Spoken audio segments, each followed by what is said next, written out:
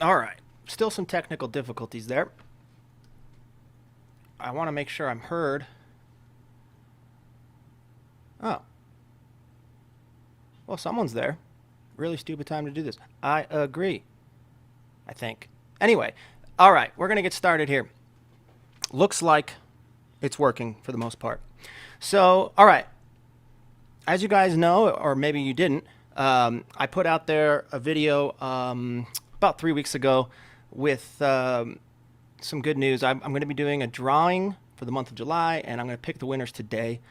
All you had to do to submit your name and get put in the drawing was like the video and drop a comment with the hashtag Mixes by Michael, which is the website that I usually work out of, work with, or people want to hit me up for private mixing or anything like that, including lessons. And then Pro Audio Lessons is kind of what I do in terms of YouTube and Patreon and all that good stuff. But all that being said, I wanted to give everybody the opportunity to enter and see if they could win. And when you win, you're going to get a full mix. You're going to have to send me a song of yours. You're going to have to trust me enough to do that. Send me a song, and I am going to mix it for you, and I'm going to send it back to you. And not only am I going to mix the song and send it back to you, I will ask you for your session. I will open your session on my end, and I will do the mix. And I'm also going to do a screen capture while mixing the video. And I'll be able to give you techniques and tips on what I'm doing and why I'm doing it. And then I'll send it all back to you. And then ultimately, the idea would be to put it on the channel and have a bunch of people not only listen to your great music, hopefully, but also learn from it. And that's really what this channel has always been about. So I drew the names earlier. And if you're one of the winners, I will be reaching out to you via probably email through your, or direct message if it's on Instagram. But it looks like the two winners, the winners rather, were from YouTube. So I'm going to hit you up on either your YouTube channel or email you here in the next 24 hours. So unfortunately, I didn't have as many submissions as I wanted. The video had a lot of views and such, but no one really, not no one, but not as many people submitted as I would have originally hoped. But that's good news for the people that did. And so there's actually two winners, and they are Nookie Solo TV and Gerardo C. That's Nookie Solo TV and Gerardo C. Thank you guys so much for entering into the contest. I am going to reach out to you, as I mentioned, and I will be asking, we'll start a dialogue. I'm going to ask you a little bit about yourself, what you've been doing, mixing, all that. We'll have a nice little chat, and then if you feel comfortable enough, I'll ask you to send me something, and we'll work together and get it out there for everyone to see and get it sounding as great as possible. So that didn't take very long, but I do want to spend the remainder of our time here answering any questions that you might have, mix-related questions, audio-related questions, questions about me as a mix engineer, as an audio engineer, anything you want to ask. Go ahead and put it in the comments. I'd be happy to ask. I also have some new music coming out myself that I'm going to show you guys a little bit here, and hopefully you like that as well. So start firing off those questions if you would like. I don't know, anything you want. I'll give you my most honest answer.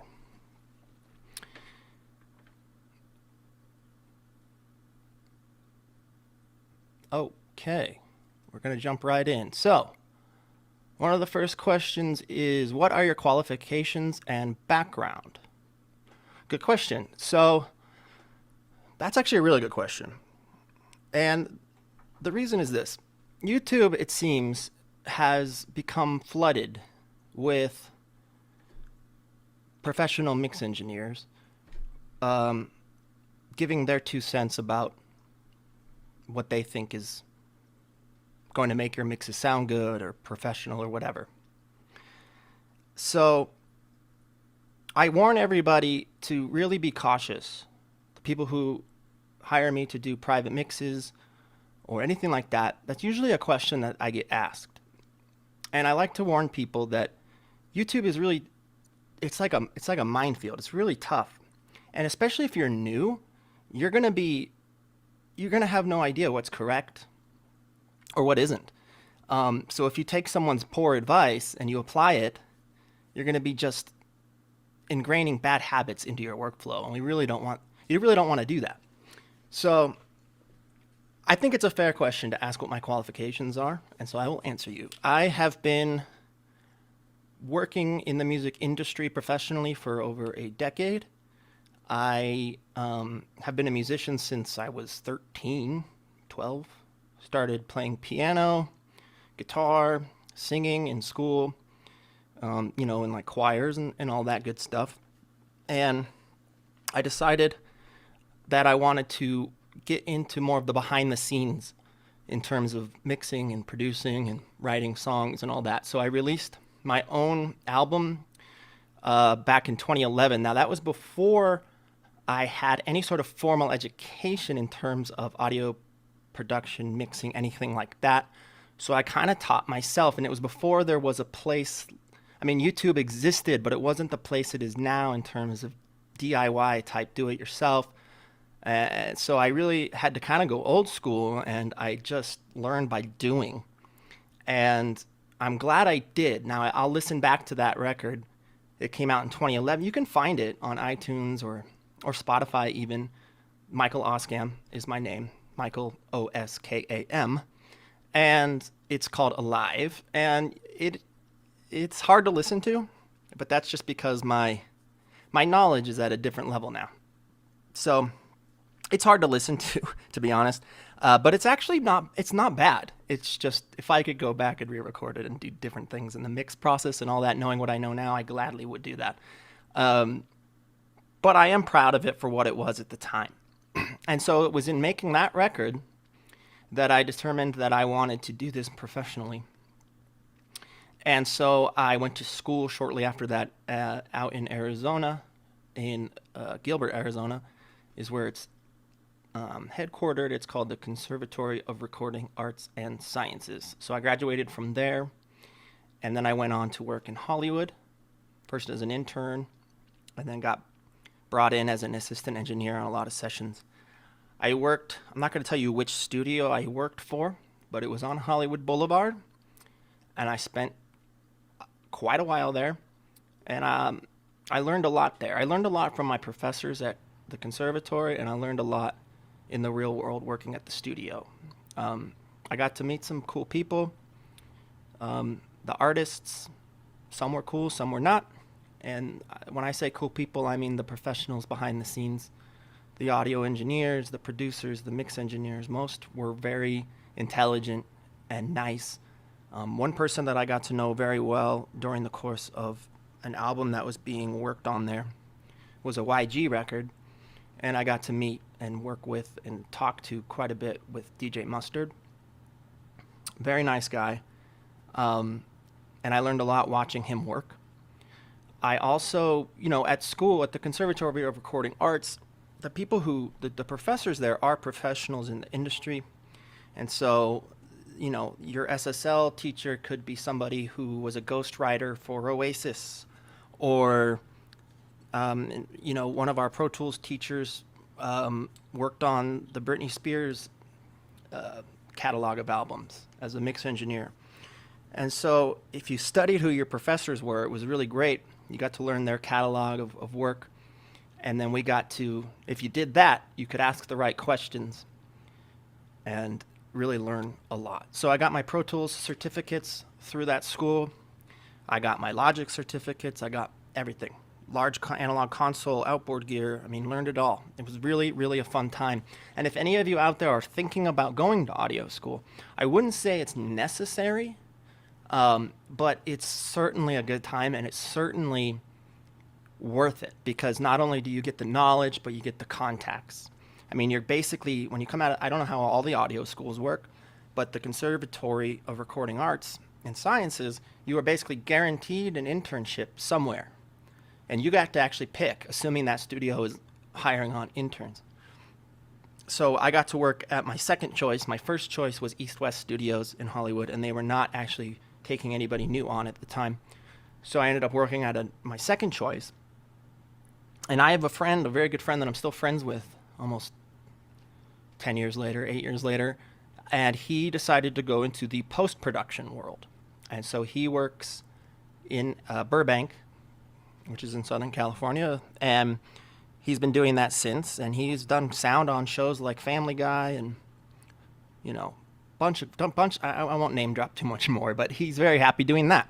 So there's a lot of opportunity if you go to the right school, you make the right connections, and then once you're in, if you pay attention and it's one of those cliches, and it's really in particularly true with this, is you get out what you put in. So, you may only go to school 4 or 5 hours a day. That's when classes are. But if you stay on campus and go into the control rooms and just spend all of your extra time there, you can really learn way more than what the curriculum outlines. You know what I mean? So anyway, I went on to work with big artists at the studio. I know this is a long-winded answer to the question, but I think it's important. And I decided after a year or two of that it was not exactly my scene. And so I decided to start my own thing and pass on the knowledge. So I do that through YouTube, and then I also still produce and mix big records for artists. Not big, not Grammy diamond records or anything, but they're big and they're important to the people who produce them. And they've actually, in some cases, gone on to win awards. In fact, my brother is a pretty damn amazing and accomplished blues rock guitarist and songwriter. And we co-produced an album together, and I mixed it. And in 2018, it was submitted to the Independent Music Awards, and it got nominated for Record of the Year, which was a big deal for both of us. And I was very proud of that as the mix engineer and co-producer on that project. And we got to go to New York, and it was a fantastic time. So all of this is to say, you can decide for yourself if you think I'm qualified or not based on what I just told you, but I would rather what I show you be the proof, right? And so for those of you, especially those of you who are new, when you are surfing through YouTube, be careful. I'm not going to drop any names, but I know there are many channels out there that I would stay far, far away from. And if you private message me, I'll tell you which ones, but I'm not going to name bash on a live stream. All right, so let's see what other questions. To high pass or not? That is widely debated, isn't it? Ultimately, that's one of those things that depends on...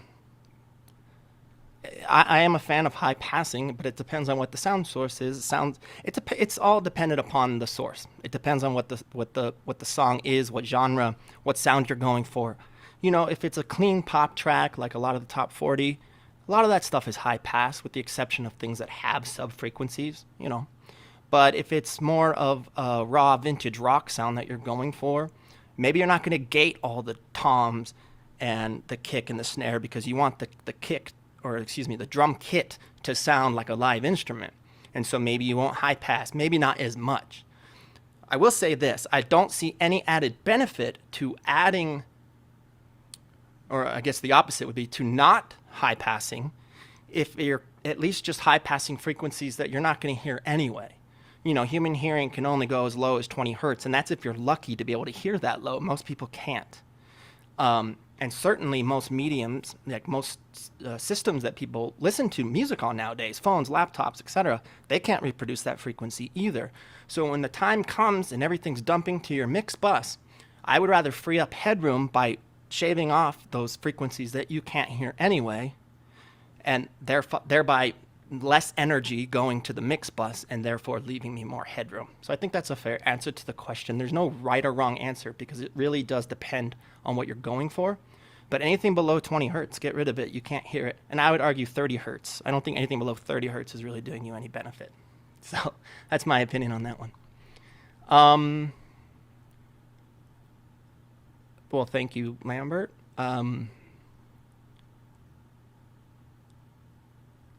So here's the question. How would someone newer or even someone not so new who's just looking to improve their abilities know who to trust?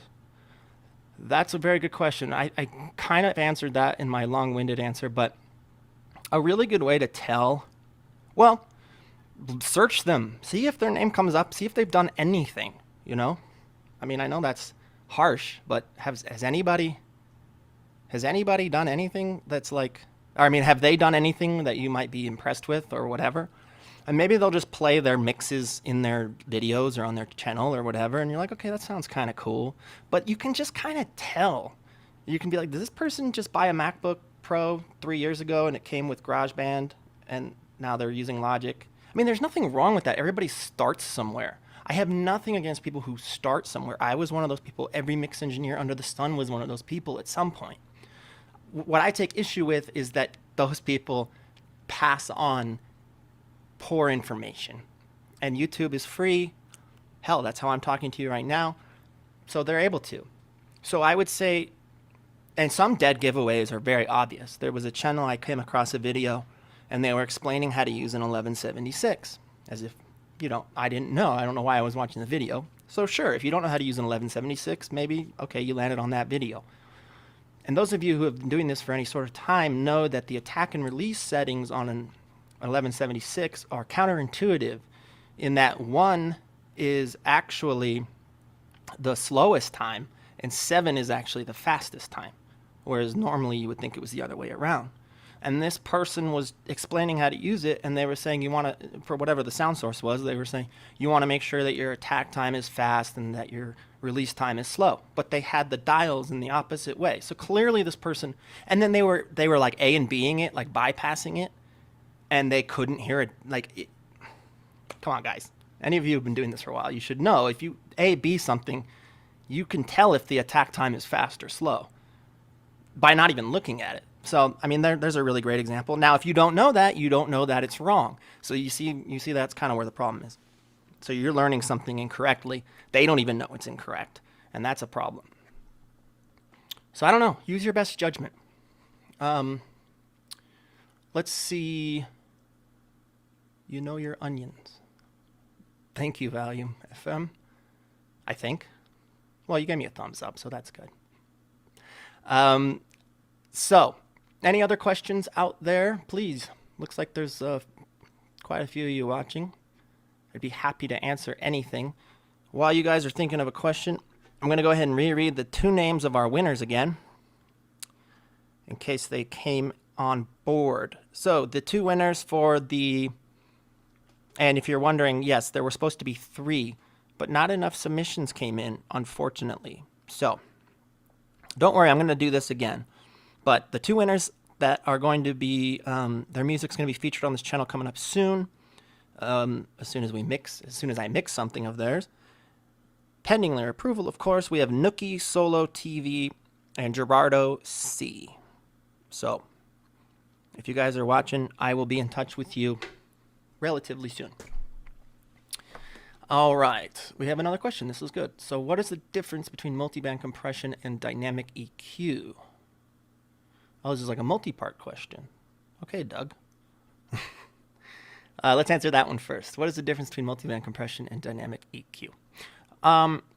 So they're pretty similar and then also not similar, which sounds kind of like a dumb answer. But if you're familiar with a compressor, right, you set a threshold. There's obviously a ratio, attack, release, but basically the most simplistic way of putting it, you set a threshold. Any audio that goes over that threshold, the compressor reacts based on your attack and release times and the ratio and compresses, right? But it's a full frequency compression from 20 hertz to 20K, right? Well, a multi-band compressor allows you to put multiple bands. Some, like the Fab filter, allow you to put multiple bands in, I think up to 6 or 7 or 8, something like that. Some have a set amount of bands, like the isotope stuff and the wave stuff. But anyway, you can put in bands and only compress a certain range of frequencies with a multi-band compressor. And then each independent range has their independent attack, release, and ratio settings. So that's really helpful, especially if you're working on, say you're mastering, for example, or you're given a 2-track to kind of make sound better. I guess you could call it mastering, right? And maybe the bass is out of whack. Well, if you just slap a compressor on it, well, when the bass comes up, because that has too much energy, this compression, the compressor is going to compress the entire signal. So with a multi-band compressor, you could maybe just put a band from 100 hertz and down and just have it compress the bass. So that's a really simplistic overview of it, but that's what a multi-band compressor does. And then a dynamic EQ is similar in that it lets you hone in on a frequency. So instead of a range of frequencies, for those of you who know what a graphical EQ looks like, you could have a bell curve. Let me just show you, actually. It'd be easier if I give you an actual like a visual. And I told you I was going to let you guys hear some new music. So here I am. I'm working in Studio One version 5, which I am a fan of. I've been a fan of Studio One for a long time, since early version 2. And I've upgraded ever since. I don't work for them or anything like that, but I am a fan. And so this is a song that I'm kind of working on right now. I'm working on an EP for myself that's called Time Traveler, and it's called that because it's got a lot of 80s throwback sounds, right? So let me give you guys a little sample of what it sounds like.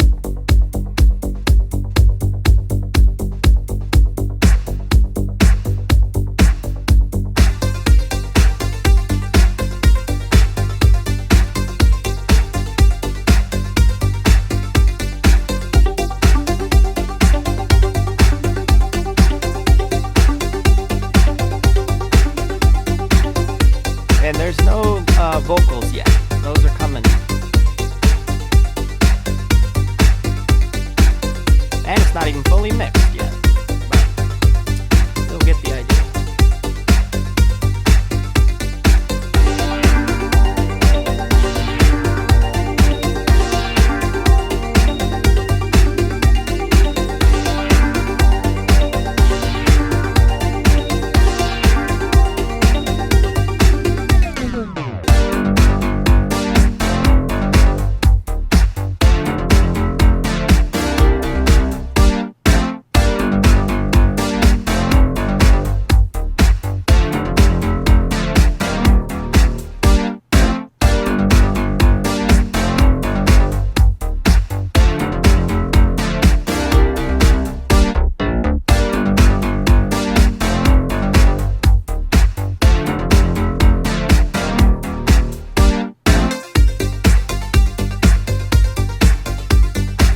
Alright, so there's a little taste of that.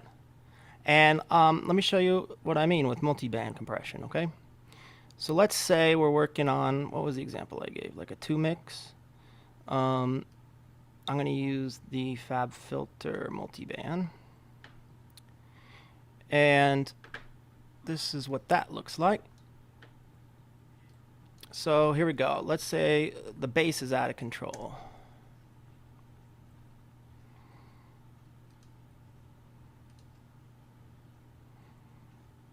Now it's not, but I can create a band. Let's just say if the bass were out of control, let's say 150 hertz was a little out of control, I can compress that range separately. A dynamic EQ is similar. It's a little different, but it's the same concept.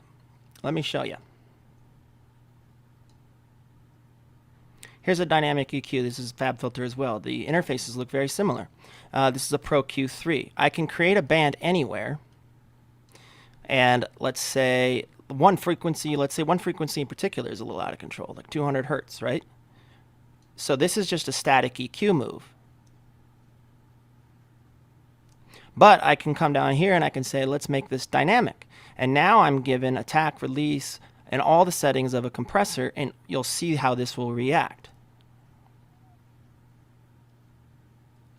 And what's great about it is you can kind of tighten the Q if it's just one frequency, like a real narrow range of frequencies, right?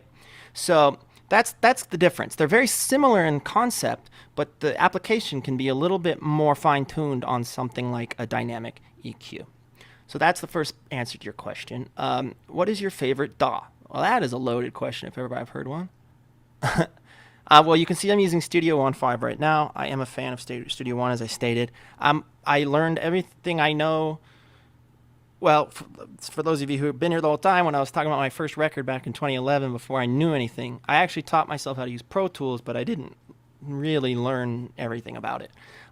So I've been using that DAW for the longest stretch of time. So I know it very, very well. That's also what I was certified in. But I was also certified in Logic when I went to school. So I like the top three DAWs, Pro Tools, in this order, I would say. Pro Tools, Studio One, Logic. Studio One kind of leapfrogged Logic for me in the rank because I think it's just a great, I don't know, to each their own. I like Logic too, right? But for me, my workflow and the way that my mind works, Studio One just makes a little bit more sense to me. I mean, but I'm one of those people, I've tried every DAW, almost every DAW under the sun because I'm just kind of a nerd that way. And I think a lot of my followers out there probably think very much along those same lines. So, and then the last part of the question was, which DAW do you think is best for newbies? That is also kind of a loaded question because it depends. So Studio One is very simple in the sense that it's most everything in the interface is drag and drop, and they route things for you, right? So let's say on, let's say on one of these, here we go. So like on the synth sum we'll do on the synth sum. If I want a effects send and return with a delay, all I have to do is drop a delay in the send section. It creates the bus for me and opens the plugin. I mean, that's pretty cool, right? But in doing that, you don't know what just went on behind the scenes. You don't know how it relates to an analog setting, and you certainly wouldn't know how to do that if it didn't do it for you. Now, the question was for newbies, right? So I think it's important to learn the ins and outs, quite literally, of the DAW. So although Studio One is great for that, it may not service you best in teaching you the things you need to know. Pro Tools is kind of old school in that regard. You have to route things yourself, but it's an important skill to know. And then what makes the question tricky too is what's your budget? A lot of newbies are younger people, and so Logic is $199. That's an impossible price to beat. PreSonus Studio One for their Pro version is, I don't even know, $450, $350 something. It's pricier, right? So you can get Logic for $199. It comes with tremendous synthetic instruments, drums, synths, keys, pads, whatever, basses, guitars, anything. Guitar amp simulators, everything for $199. That's really hard to beat. Now you have to have a Mac. And for those of you out there who are either anti-Apple or you prefer working on a PC, you can't run Logic. So then Studio One might be a good option for you. Now Studio One has a cheaper version of their DAW. In fact, I think they even have a free version. But, they start stripping away some really cool features once you start paying less or even getting the free one. So I can't give you a definitive answer, but those three DAWs, I think I kind of laid it out in a way that would make sense to you depending on what's important to you. Is cost important to you? Is really learning the art of mixing important to you? In that case, I would say probably Pro Tools. That's why Pro Tools is still used in almost every major studio in the world. Now the landscape has changed. You don't have to go into major studios anymore. Bedroom studios, garage studios, home studios are all the rave. Everyone's in one. I'm in one right now. So, but I would say Pro Tools is great for that. So, all right. Sanctified Sound says, do you add effects to your master chain? And if so, which ones do you use and why? I do. Effects or plugins. I'm going to assume you meant plugins. Effects. I don't add effects in the sense of wet effects, right? So I don't add reverb to my master bus or mastering chain, and I don't add, well, if you're talking about mastering chain. So that's actually interesting. So let's break that down real quick.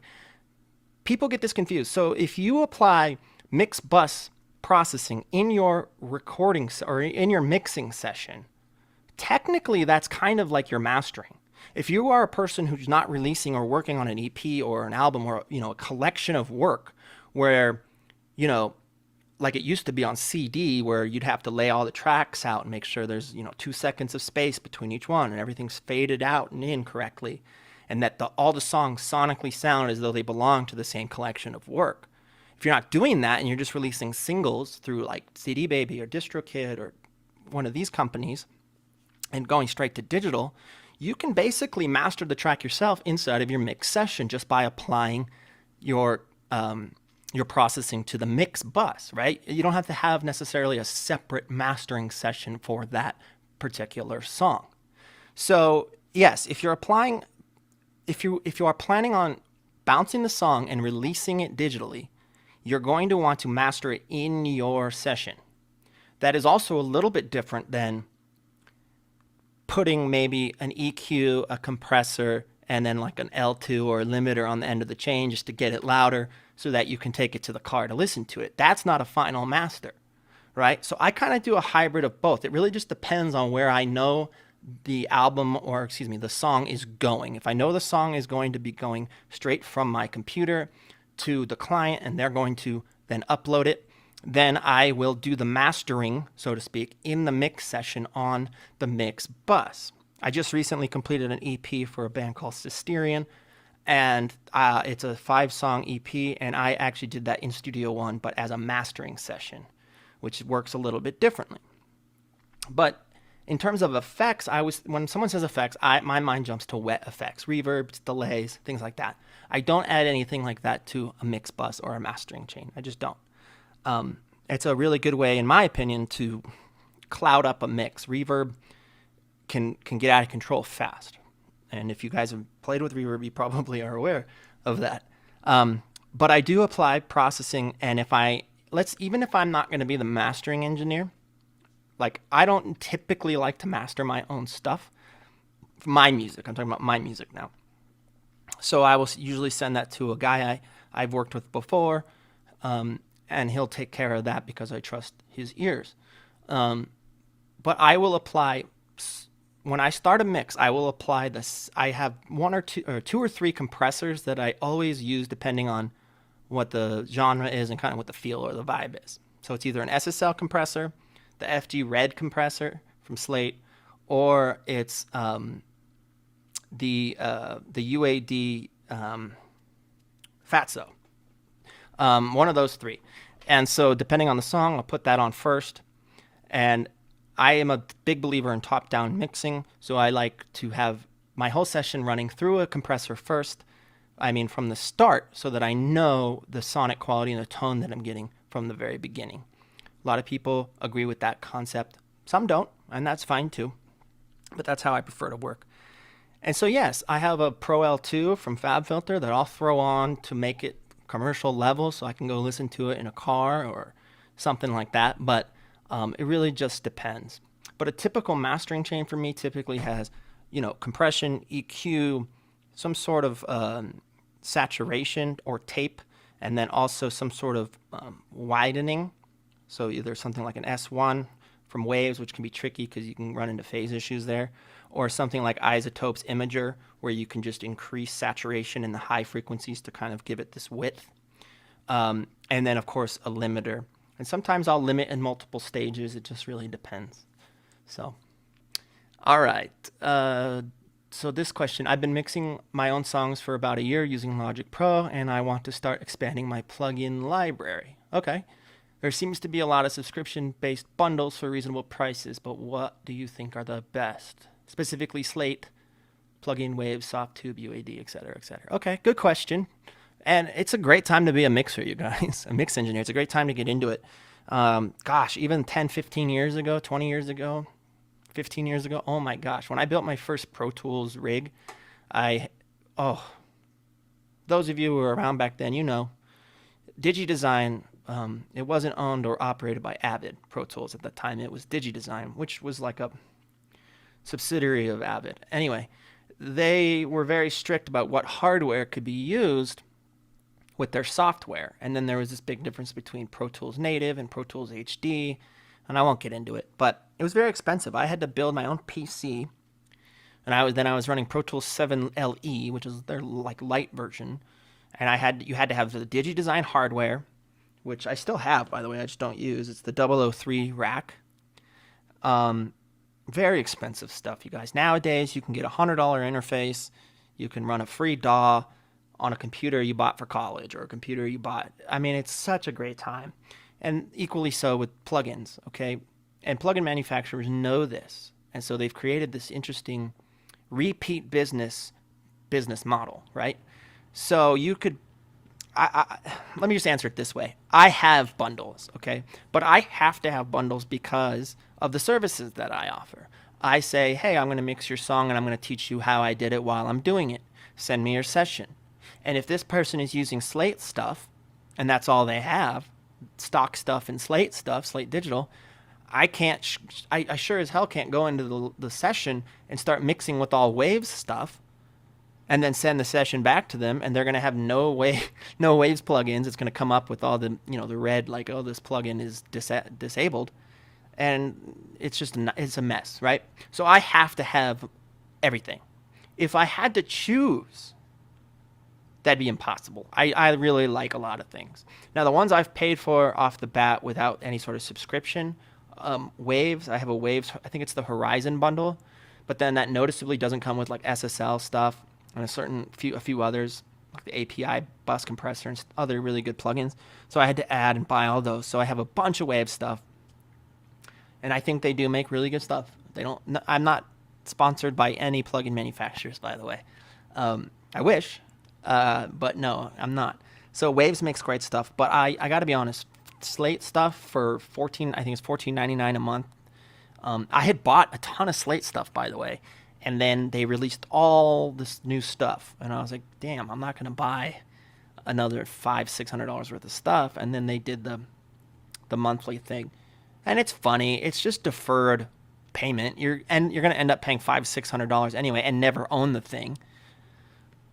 But whatever, it's a little easier to swallow when it's $14.99 a month. So I have the Slate bundle. I think it's great stuff. But the only complaint I'll have on it is specifically the virtual mix rack stuff. I don't particularly like working in that 500 series mix rack view. I don't particularly like it. I understand what they're trying to do, but to me, it just, I don't know. But the sonic quality of those plugins is very good. Plugin Alliance has another bundle called the Mega Bundle or something, and I have that one as well.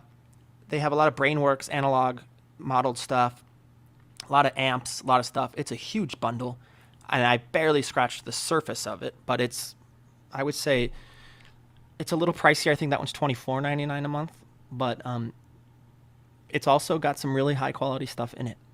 And then you asked about UAD. Well, UAD is a lifestyle, not a luxury.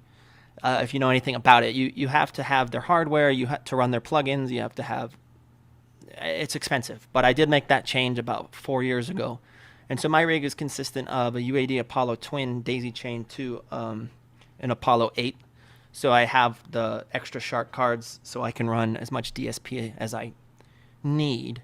But it's still, depending on the plugins, it'll max out at about 10, 12, 14 plugins. It'll be done. So you got to use them sparingly. So for example, like I love the sound of the 1176 and the LA2A. So depending on what it is, if it's a vocal, maybe I'll start with the 1176 from UAD, but then on the backup vocal chain, I don't want to eat up the DSP because I want to use a tape emulation on the mix bus. So I'll use a Waves 1176 or a Waves LA2A. You know what I mean? And they do sound a little different, but both good. Softtube, I've used a bunch of their stuff too. Good stuff. I realize I'm not giving you like a definitive answer here, but I would say the best for the money is probably Slate. It's $14.99. It's hard to beat. It really is. And they give you a lot of really great sounding plugins. Tape emulations, reverbs, mastering limiters and such. It's tough. It's tough to beat. All right. So, I wish I'd seen this before. So you guys couldn't hear the music? That's unfortunate. Okay, I'll try to get that sorted out here. Let me look for the next question. Oh, sanctified. Sorry, I meant plugins. I thought that's what you meant. On your Mixbox, which ones specifically do I use? Okay, so I told you the compressor kind of depends. If it's a rock tune, I'll go for more of a analog, crunchier sounding compressor, so that's why I'll use the Fat Cell. Let me show you what these look like, by the way. UAD. Yeah. So I will typically use, if it's a rock tune. So the album that we were nominated for Album of the Year for was a blues rock album. And you can go listen to it if you want. It's called In My Shadow. Johnny Oskam is the artist. And it's a really pretty kick-ass record, you guys. But you'll hear it. It's a rock record. So I went with this. This is, I'm just going to put it on here. So this is a Fatso. And this gives a real crunchy, clippy kind of compressor sound. And it's really, really sweet. It's really nice. And then most stuff that's either a band or most stuff will get the SSL. And it depends. Sometimes I'll use the G-Bus compressor from UAD. Oops, I clipped the wrong one. But yeah, but it looks like this. Or I'll use the one from Waves. And then if I'm not using either of those, if it's something more dancey, electronic, I want something that's a little bit cleaner sounding and also has a good sound to it overall, I'll use the Slate the FG Red, which is like I think it's an emulation. I believe it's an emulation of like a Focusrite compressor, something like Chris Lord-Alge might use. So it works for rock too, but this sounds a little cleaner in my opinion. And so I'll use this for things that are a little bit more poppy or dancey. All right. And then I'll use like a FabFilter Pro Q3 to notch anything out. I typically like to go back to the source though. So if I'm hearing something funky, let's say in the guitars, I'll go back to the guitars and notch out there. I don't want to notch out on the mix bus, right? But if I have to, I'll use something like this so I can get real surgical and come in here and kind of move something out of the way. And then I like to use analog emulations in terms of EQ. So I might use something like the SSL EQ or like a Neve style EQ. It just kind of depends. But something with a little bit more broad strokes. The one I use more times than not, though, there's two that I use more times than not. One is the Waves or UAD Pultec. I actually really like the UAD Pultec a lot.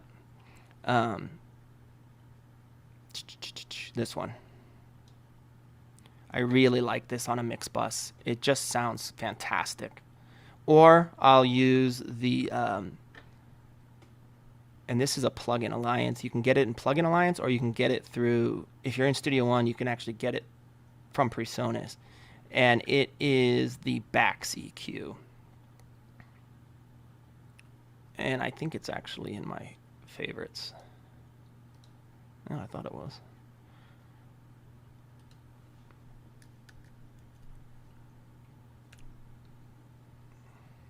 Yeah, so something like this. This is an EQ master. And it's real gentle. It's left and right, so it's stereo. And it's kind of similar to a Pultec in that you can cut or boost. But it's real velvety. It sounds really, really good. So on a master chain, I'll definitely use either that or a Pultec. Or in the off chance I'm using something else, it's usually like a Neve style or a SSL style. All right. And then I always try to get some sort of saturation in there. How much is always dependent upon the genre. In a rock setting, I'll use some sort of tape emulation. So I'll either use, like for the record that I was telling you about, In My Shadow, I used the Studer A800 from UAD. And this has a tremendous amount of presets. But the presets are just different kinds of tapes at different tape speeds. 15 IPS, 30 IPS, whatever, 7.5 IPS. And then the different tape types, which is really cool. It'll change color and stuff. And man, does this thing sound really good. But if I'm not going to use that, I'll use a Slate VTM, the virtual tape machine from Slate, which comes with that bundle. That's why that thing is such a fantastic value. And that's pretty much it. And then there's the odd plugin here and there. But then I'll use like a FabFilter Pro L, which I think is the best limiter on the market right now, or one of the best. Very simple design, but really, really good sounds. And you also get to change a lot of the presets down here in terms of what you want, punchy, dynamic, etc. And then you can even oversample, so you're not getting any sort of any sort of peaks or true peak or inner sample peaks or anything like that, which is really great. Okay, Mary has a question. It seems there is a... So anyway, I hope that answered your question, Sanctified Sound. It seems like there's a split amongst mixers when talking about the order of EQ and compression in terms of which should come first in a plugin chain. Where do you stand? Yeah, that's a good question, actually, Mary. So I have a really good answer for this. I don't know if I'll make an enemy here, because you're right, there is a pretty big split seemingly. But I am going to tell you that you should EQ before you compress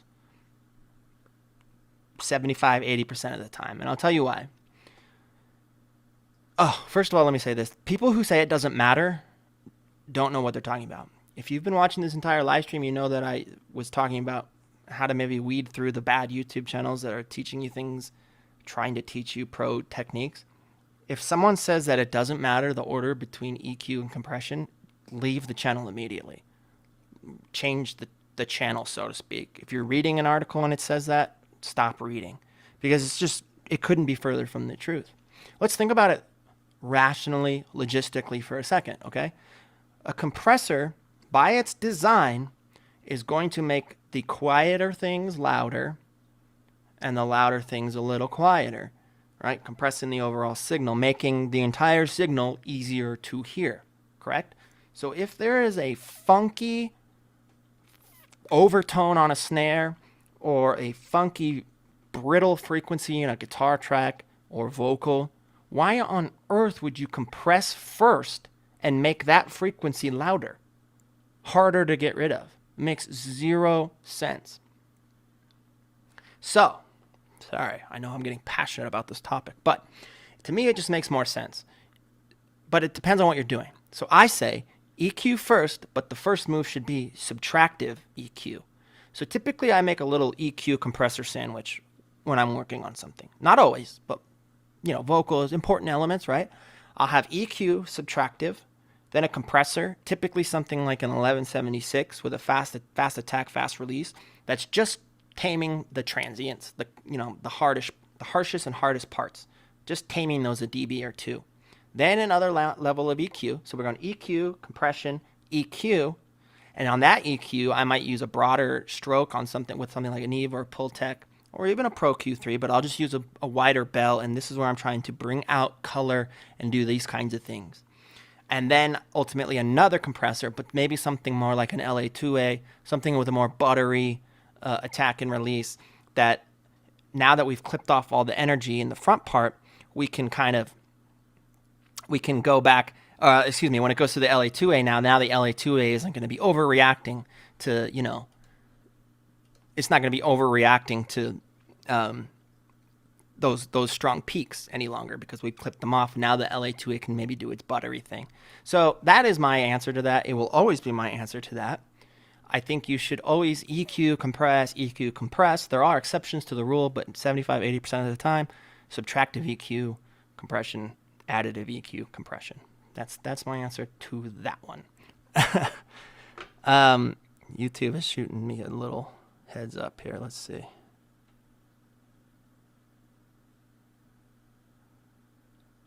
All right.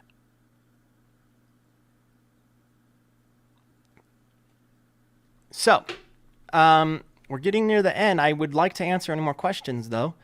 Is there... we got 8 minutes left, guys. I apologize if you've been here the whole time or you tried to get on earlier. There was some weird technical issues. Maybe it wasn't so weird, but for me it was a little frustrating. This is the first live stream for this channel. There'll be many more, but just kind of working out some of those kinks. So I really want to thank you all for coming. I'm going to... we have time, 7 minutes now. So if there's anything else you want to ask, please... I'd be happy to answer. I am going to name the winners one last time here also. We have Nookie Solo TV and Gerardo C. You guys are the winners of the Summer Mix Drawing Contest. I'll be reaching out to you within the next 24 hours or so, and we can discuss getting your song to me to get mixed for free and then ultimately put out on this channel for thousands to hear and to learn from the video that I'll make while mixing your song. So congratulations to you guys for winning the summer drawing contest. I look forward to hearing your music. I have no clue who you are, which just makes it that much more exciting. I have no clue what your music sounds like, which always makes it more exciting. And I can't wait to hear and you know, work with you guys. All right. Still almost 7 minutes. Can you explain? Okay, Sanctified Sounds got another question. Can you explain your routing for drums? Absolutely. Let me do that real quick. That's a great question. So I process my drums almost always, no, not almost, I do every time the same. So what I'll do, let me switch back to the view of the DAW here so you can see. It looks a little different in Pro Tools, but than it does in Studio One. It looks a little different in Logic, but the idea is ultimately the same. So what we have here is, oh, this is not a good example of it, is it? Shoot. Okay, I'll just make a new one then. So, okay, I'll do it real quick.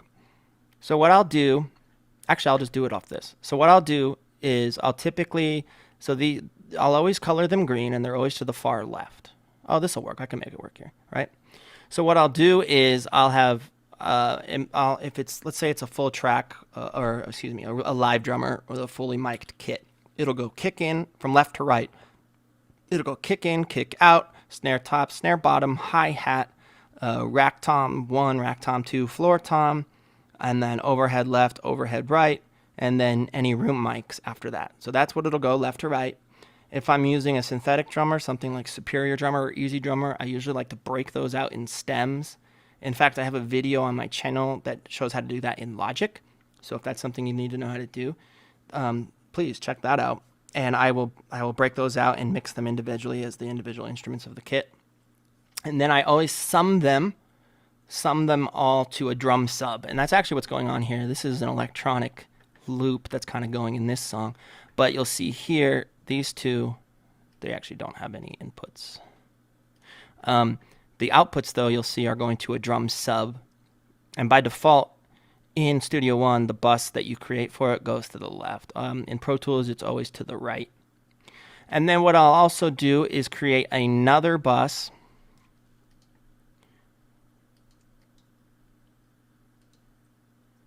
Okay.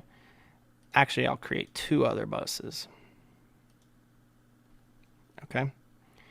And then what I do is make sure these are going to the mix bus still.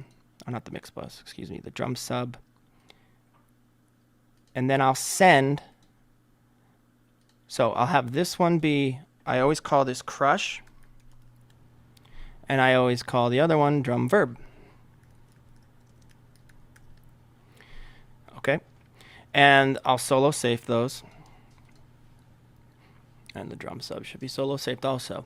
And then I will, typically I'll move these over to be next to it. Cool. And then I'll send a full volume copy to the crush bus. And I typically want this to be, oops.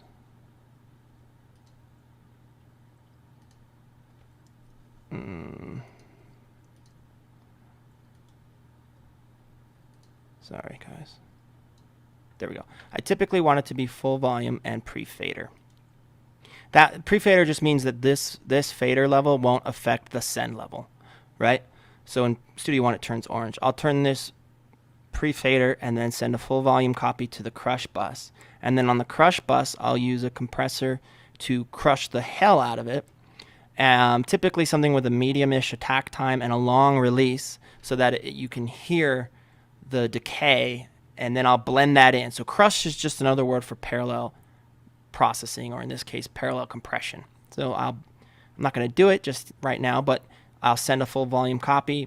So then I'll blend that in with the overcompressed signal with the drum sub signal, right? And then I'll also create another send here to, in this case, sub 2, which I would normally name drum verb. This I can leave pre-fader or post-fader. It doesn't entirely matter. And then I'll send to it. Now, it depends. I don't typically send a whole the whole drum kit to the reverb. I don't think kick drum sounds very good with a lot of reverb on it, right? If you get a lot of reverb and you the low end kind of takes over the mix, right? So, but I will send, and sometimes I'll create a separate bus or effects channel for just the snare, because maybe I want like a slapback delay on the snare to make it sound fatter than it is. So I'll set up another bus for that. But typically I'll just send the snare, the toms, and maybe the overheads, and create some sort of faux room sound with the drum verb. And then I'll create another channel for, like I said, like a slapback delay with maybe just, or slapback reverb, or sometimes delay for just the snare. But I won't really usually send low frequency information to a reverb channel, because it can just muddy things up. And I've had really good, like I said, a full volume copy of everything to the crush bus and blend that in. And I usually like to crush with, I like the Slate stuff. I like the FG Gray for crushing drums. That sounds really good. Even the SSL bus compressor sounds really good for crushing drums. But you can get away with an 1176 sounding really good too. It just kind of depends on the flavor you're going for. But that is typically my setup in terms of, drum processing. I always like my templates in Pro Tools, and usually in Studio One, just not this song for whatever reason, have that routing already built into it. So it's pretty easy. It's always there. And I'll always take